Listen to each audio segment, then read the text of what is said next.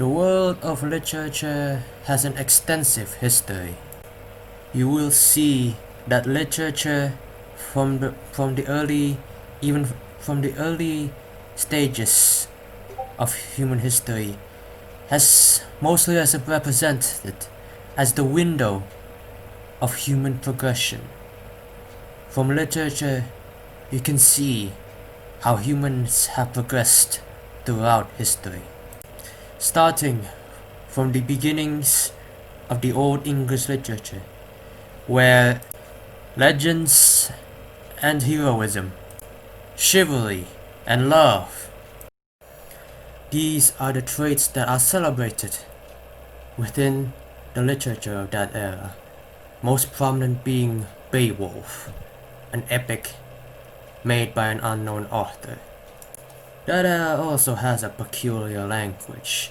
Old English is something that seems to be completely different from modern English, to the point that somewhere down the line, the Old English becomes mostly incomprehensible to the native speakers of that England.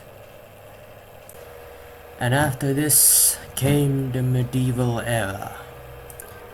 Within this era, religion is the most popular topic to form a literature piece on.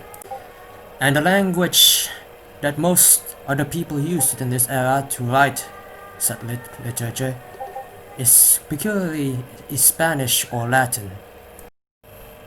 Until a man by the name of Geoffrey Chaucer came in.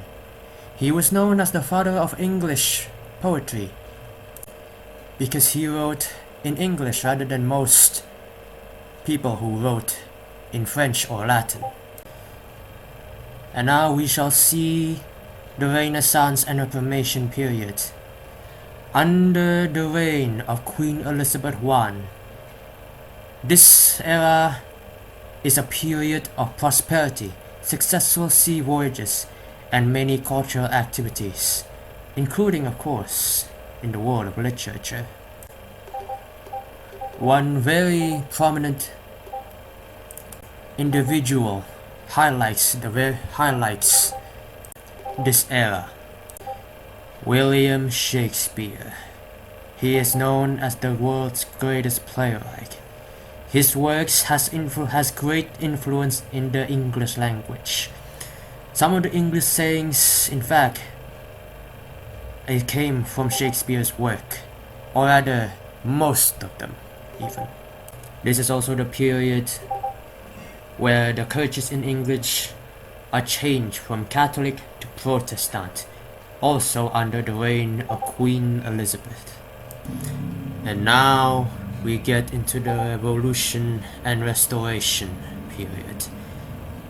In this era, a most prominent event is happening in Europe, a revolutionary struggle between King James and his son against the parliamentary forces. The king lost in the war and was executed, and with it, the parliamentary forces restored monarchy to the country, and Charles II returned from his exile in France.